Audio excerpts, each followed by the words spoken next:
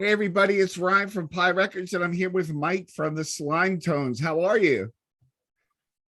Hey, how's it going? I'm good. It's a nice Good, day here in good. Toronto, and just yeah, loving life. I see you're in your studio. Is that like your base of operations? You do everything out of there? Yep, this is where we do everything. This is where we jam. This is where we record, where we make little videos or make just some paintings back there. We're just Oh wow. anything we want to do, we can come down here and do it really. And this is kind of where we're based out of. So this is your band is new to me, and I'm glad I found you because you guys like totally rock. And one of the things I thought as soon as I excuse me, as soon as I looked at your Bandcamp page, I listened to everything that was on there and noticed that a lot of Oh, the thank you. songs are anywhere from a minute 30 to a minute 50. Right? Yeah, And yeah. not only are they short, but they fit in so much music. Like there's just so many riffs in every song. It's kind of hard to imagine them being that short, but was that intentional? Absolutely, man. Just coming out of listening to, so much punk and hardcore and coming out of that, but also coming with a love of things like Frank Zappa and Randy Rhoads and, and surf music, obviously, and just kind of combining all those things where Zappa's got a lot of crazy kind of sometimes cartoony riff ideas. And I just wanted to like play it fast, cut everything out that I didn't like and just keep them short. But for sure, it was definitely on purpose. Yeah, for sure. So what one of the things that stuck out was a great melody from those that horn section. Tell me a little bit about what your thoughts were to incorporate that. Well, the horn section, that's played by two people who aren't in the band, but I just know from back home in Welland, is Riley Simpson and Owen Adams. And they sent it over. I wanted like a sort of like a party vibe to the song and just get really people rocking, sort of like the song Fiesta by Ween. I Yeah. really like, and something like that with like a happy-go-lucky kind of horn that everyone can get into, and yeah, just very danceable. So so you have two EPs on Bandcamp for digital release, but as of this video, you'll have something else out. What's that?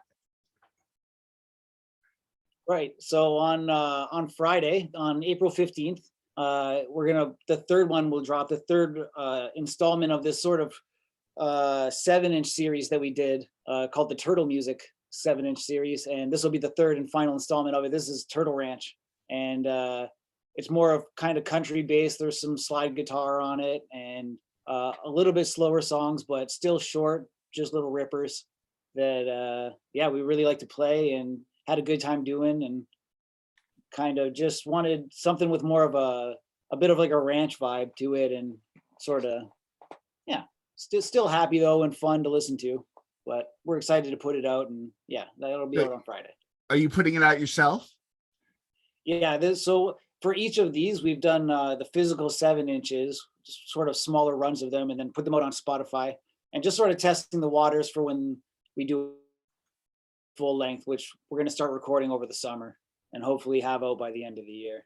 And Oh, then we'll that's do a full amazing. pressing of that. Yeah, but otherwise, it's all been. I've just done it out of. We've just done it out of the basement, the whole thing so far. And Yeah, that's it's an been fun. amazing testament to musicians where they could just have like a kind of like this, like a single base of operations where you can get all your work done without any outside distractions to influence your music. And I'm really impressed with what you guys have done. Oh, thanks, man. Yeah, and I mean, I love having. I like you say, like having a base of operation. I love it. It's like a laboratory or something that Yeah, we work out of, and kind of just do this fun stuff out of, yeah. So and it's a lot of stuff. I, Yeah, I, and I you want to got the know same. where you're getting your records pressed, because I know there's a great record pressing plant in I think it's in Ontario. where Rita Records gets their 7 inches print pressed, and they have these brilliant colors. Do you use them? Oh, no. So we've actually been going to a guy who's close to me where I live. I'm at Dufferin and St. Clair here in Toronto. And there's a guy who's somehow got his hands on an old lathe, like a lathe cutting machine. Oh He actually does wow. every record by hand. So we do shorter runs, and he's been expanding them for whatever. But it's like he does little things. He does each one by hand, and he's done quite a few of them for us so far. And he's gonna do hopefully these ones too. Obviously, well, he's already done some, and it's just gonna be he just does them all by hand. And then from here, we're probably going to try and go to I think it might be precision pressing you're thinking of out of Mississauga, or Maybe. I think Mississauga, or they were in Toronto and I think they moved. I don't know. But yeah, we'd probably go to them or someone like them to get the full length done. How, in your opinion, how does the lathe cut sound in comparison to a like a pressing? Well, I like it. It's warmer. It is in mono, which is a cool kind of thing to have on the physical, and then have the full stereo available on the internet. So I do like that. I think that's cool. It sounds warm. It sounds a little bit fuzzy, but that's kind of what I like about it. And I'm a record collector, so I kind of dig just kind of like old beat up records sometimes, and the way they sound, Yeah. and that nice warm feeling to them, the sound of it anyway. And so I like that, and we get it with that. I had never pressed anything before, so it was cool to do, and cool that it was done on that machine. That's awesome. Did you get to watch him do it? Well, because it was during COVID, so he wasn't really having people in the house. Uh, I was sort of meeting him after, and I would love to see it though. I saw a picture of it and it looks cool. He sent me a picture. It's not a huge machine, it's a little guy, and I would love to see it get done. Hopefully, now that things are easing up, when we go to him in the future, I'll be able to see one get made or something like that. See how he does it. that'd be a cool experience. Yeah, yeah, I agree. I think it'd be really neat. So you guys are. It started out as you and one other guy doing your artwork, and now you're a full band. What have rehearsals been like incorporating everybody? Well, so far it's been pretty great. The guy that I have playing bass with us, Greg Burkout is his name. I've been playing music with for almost 20 years in different bands, and it was always sort of just like noise rock or like punk stuff. But when I started doing this, and I knew I wanted someone I could count on to play the bass properly, and who was into this kind of music as well, it's the first person I thought of. And Brendan Rossler on drums, it was a friend of my girlfriend, and I just knew he played drums, and sort of talked to him one day and sort of brought it up like, hey, do you want to try? And I put these up on Spotify, and I've been present these 7 inches by myself. I kind of wanted a band because I do want to play live. Yeah. So I sort of wanted a band to, start getting things together and start going. And I was going to finish this 7 inch just by myself, the same way I did the first two. But once we started jamming, everything was going so good. I said, let's just try and do it as a band. And Yeah. I think it worked out even better. I think it sounds miles above what the other ones sound like. Awesome. Were you playing Yeah. all the instruments yourself besides the horns before? Yeah, I don't know how to play the horns, obviously. So everything else, I was either some of the drums were programmed, some of them were live, but all the bass and all the guitars and all the keyboards and everything I did by myself, just here in the basement. Yeah. Sort of over COVID, with lots of time off, and just wanted to get something done. And I had always wanted to do this. I'd always had a love for surf music, and for playing surf music on guitar. Like, as a guitar player, it's so much fun to play. I think people would be Yeah. surprised at And how really, I many think of it how more many as people art. noodle around with surf music in their basement without recording anything. Well, I think is just playing it is so satisfying, and the sound of it, and just the reverb, and it's so beautiful to me. Anyways, it's just like the most beautiful sounding music, and it's just I just love it so much. So I mean, I understand that. I understand just wanting to live in that sound pretty much, which is kind of how I feel. I just want to live in that swell of reverb and just great tone. And I love it. Yeah, I just love the sound of surf music. Always have, and yeah. Awesome. So tell me, let's start at the beginning now. What got you into music and what was your first band? Uh, well, my parents had a pretty cool record collection when I was young. They had some Sabbath, a lot of Led Zeppelin and stuff. And everyone in my family, a lot of my cousins, my grandfather, my uncle, everyone kind of played music. So there was guitars around and there was drums around. And my grandfather played accordion. He was really good. So just growing up, picking stuff up and playing guitar. I was really into Kiss when I was younger, around grade 8. And then as I got a little older, I just became obsessed with reading like Guitar World and reading about who the people I liked. So I'd read about Ace Frehley, but I wanted to know who he liked. And I would read about Randy Rhoads because I really liked Ozzy, but I want to know who Randy Rhoads liked too. And Yeah. everything always kind of led back to these early guitar players. And the more I listened to those guys, the more I just like found people I liked. Like just like like finding Carl Perkins, I remember, and hearing him play and thinking like, oh, like that's insane. That sounded insane. It sounded better than what I thought anything I was listening to sounded like. Dwayne Eddy, Dick Dale, like those guys. I thought that was like right away. I thought that was the best for me. Yeah, I just loved it. I loved it immediately, and I thought it was fast. Music always never seemed fast enough. Even punk bands like the Ramones, who I love, I was always like, why don't they just play faster? They should play even faster than this. And then when I first started hearing like Dick Dale and just how fast he went, it was mind blowing to me. When Awesome. people, I just thought that was the same way I felt discovering punk later on. I first felt discovering, surf and this stuff sort of in high school, just finding it and but getting my mind blown by what these guys sounded like and how fast they could play. I loved it. Uh, Awesome. yeah, and just going from like finding that stuff out, trying to play it with my friends in bands in high school and a little bit outside of high school.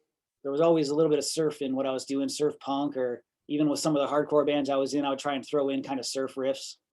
Uh, and then eventually it just turned into trying to make a full on kind of guitar music band, instrumental guitar music, which Did that I did that love. seem Yeah. more natural to Yeah. you than the other bands? Yeah, it did. Yeah. Uh, it seemed like I wasn't really like never fighting with songs, even though they, like you said, there is a lot of like riffs kind of packed into these short times. Uh, I never found myself like forgetting what I was doing or like going off course. It always just seemed to like flow naturally. And like what I wanted to be doing ultimately was playing like this kind of music. And the more I leaned into it, the easier it kind of became. And the more I liked doing it. And I just, especially once the guys joined up and I started doing it with a band, uh, it just became like, we don't get bored. We just keep going and we play as late as we can almost every time we get together, which is about twice a week. And we just go, we're in a neighborhood, so we can't go too late. Yeah, But we go about as late as we can every time, and we're starting even earlier and earlier every week to just pack more in. And all we is play, and it's such a great feeling. It's like being in your first band. I just love it. that's awesome. And there's nothing like that feeling that you get when you're in a band and the moment it clicks, you're like, oh my God, this is it.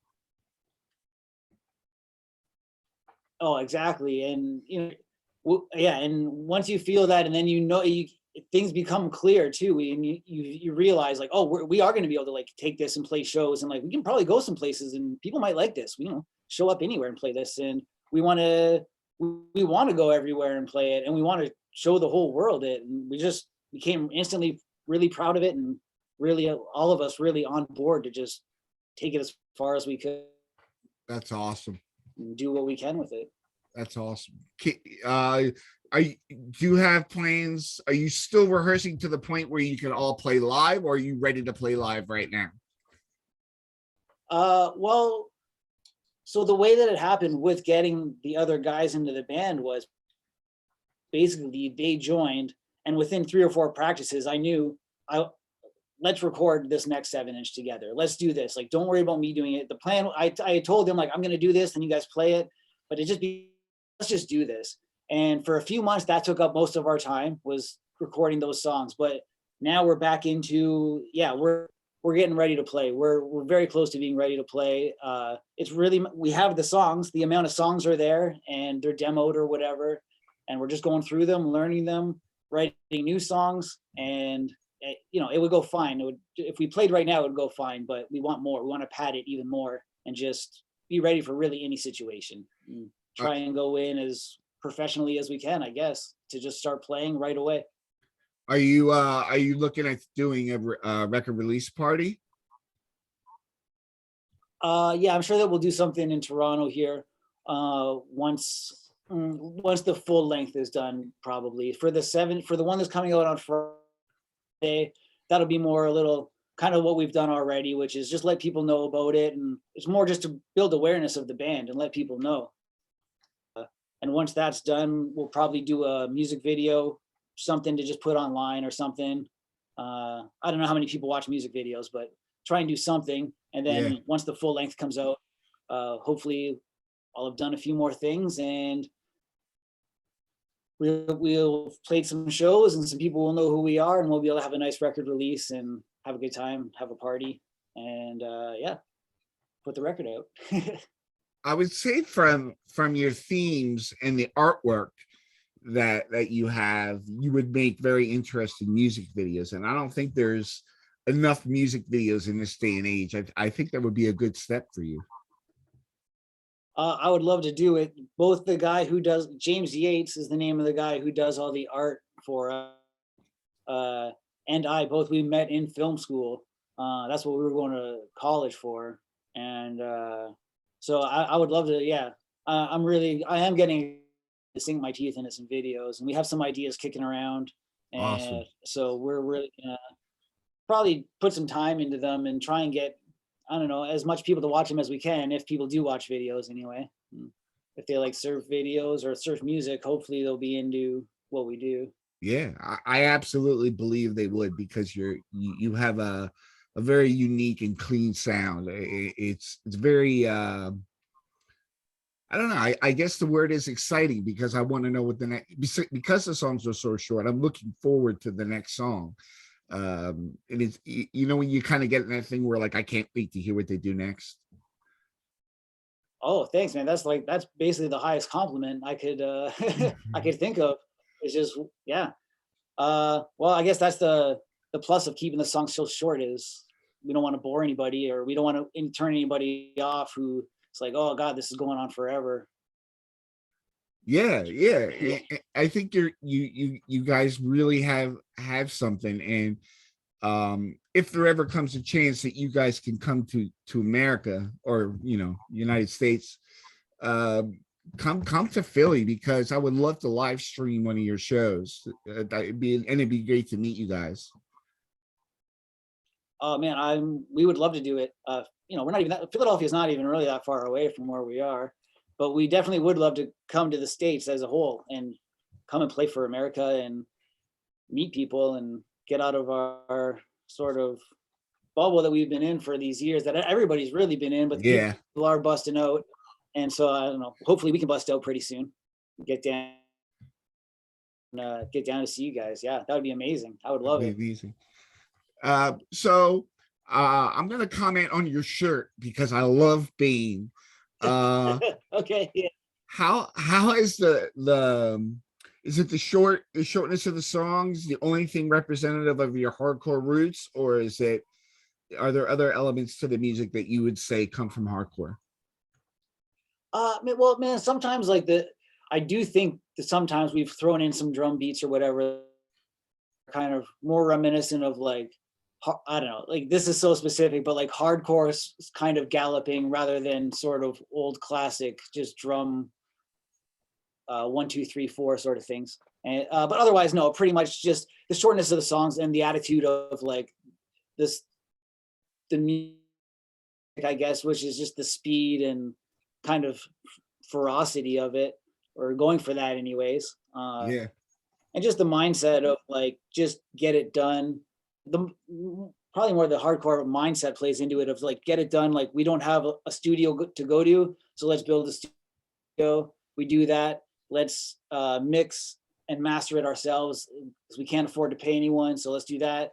Let's do a small pressing of it on a guy with like a small machine, because we can't afford to pay for like hundreds of them to get made. So it's just, what's more important is just doing it and getting it out, and like doing more, and then like doing the next thing and going on to the next thing.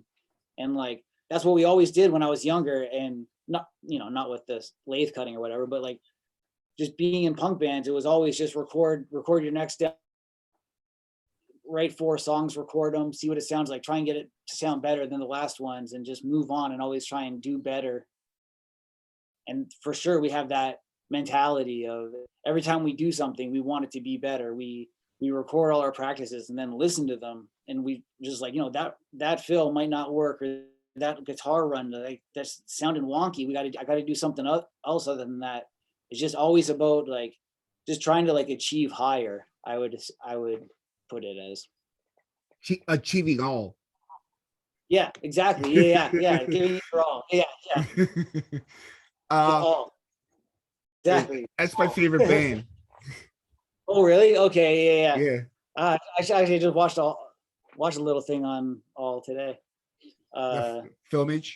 Yeah. I mean, all amazing. Descendants, amazing. Obviously, great stuff. Like the Descendants too. I mean, had some amazing riffs, and that's almost kind of surfy riffs. Yeah, And absolutely. a lot of punk bands did, I think, enjoy, at least it would sound like a lot of them enjoyed punk. Obviously there's some obvious ones, but Agent Orange and MOD and stuff like that. But Yeah, even Pixies and stuff, a lot of surf absolutely. stuff, which we kind of like, as much as I love the Pixies, I got into them after I was into sort of things like that. But that's one of the things that drew me towards them, was their sort of surf influence. I was like, oh, this is Yeah. super cool. Like, it seems like these guys write these certain kind of songs, but they also like this back there, and Yeah. Yeah. Frank or Black Francis, or Frank Black, really, I mean, he's an amazing surf guitar player. Like, and it's very subtle the way he does it. Man, him and Joey Santiago, Yeah. I think the way they work together on songs like Cecilia Ann, which is what, and just their sound is very, I love it, man. It's that reverby kind of dwelling guitar tone that I was saying earlier. I just want to live inside, and yeah, the Pixies have mastered that. They're those guys are just awesome. And great musicians, great songwriters, top of the top. Yeah, totally. Yeah. So is there anything else you want to talk about or mention upcoming or going on in your life that you wanted to talk about that might not have touched upon? Well, man, so far, with the band anyways, I just want everybody to hopefully check it out on Spotify, the Slimetones.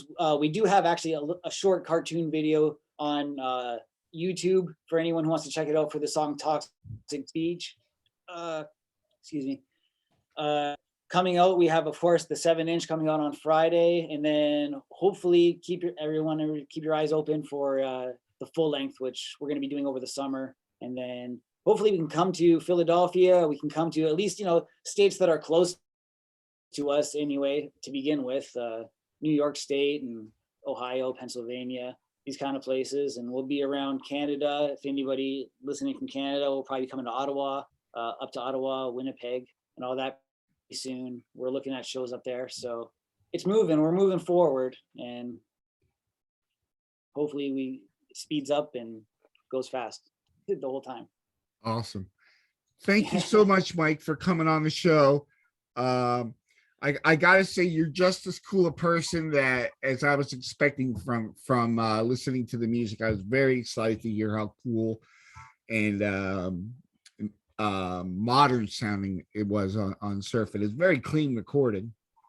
Oh, thanks, man. Thanks so much. And I mean, let me say, like, I've been listening to the cast. This was a thrill for me because I love it. I love the interviews. It looks awesome, man. It's sounding great. It's just, you're doing a great job, like introducing people to bands. I've already learned about bands like the Intoxicators, like I had never heard of before. I just checked them out. Like I loved it, man. I thought that like they're awesome. You know what I mean? So, was it Seeing Snakes was another one, I think. That Yeah, was they're from totally cool. I Philly. checked that out. I loved it. They're from Philly. Yeah, yeah. Yeah, They yeah, had that kind of Milo Goes to College looking album cover, and which yeah. caught my eye immediately. So I checked that out. That was awesome. Yeah. So I love what you're doing, man. Like keeping surf in people's minds and, just keeping awareness on these new bands. It's great. I think coming up,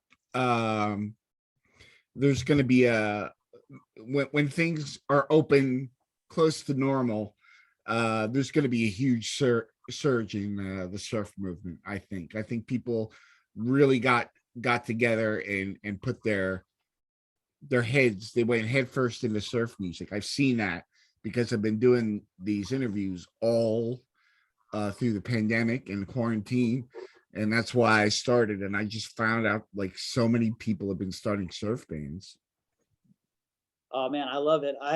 I'm of the opinion that the more the better, really. Yeah, Each one really does sound, especially a lot of these new bands that I see coming out, or newer bands that I've been like paying more attention to. One that comes to mind is Wiped Out from New York City. yeah, They're yeah. awesome. These bands don't have the exact same sound. Like each of them are taking their own influences and putting it into surf music, and it's really expanding the genre, and it sounds awesome, I think. And more people that get into it, the better. I hope that it gets taken in a million different places. I just, it's rock and roll, really, at the end of the day. And I Yeah. just love rock and roll, all forms. I just love it. I really appreciate your kind words about listening to the show. I get just as much of a kick out of it as anybody else would, like meeting the bands and the record labels and artists, and it's just really a fun experience, and I'm just surprised every day when somebody says they do it.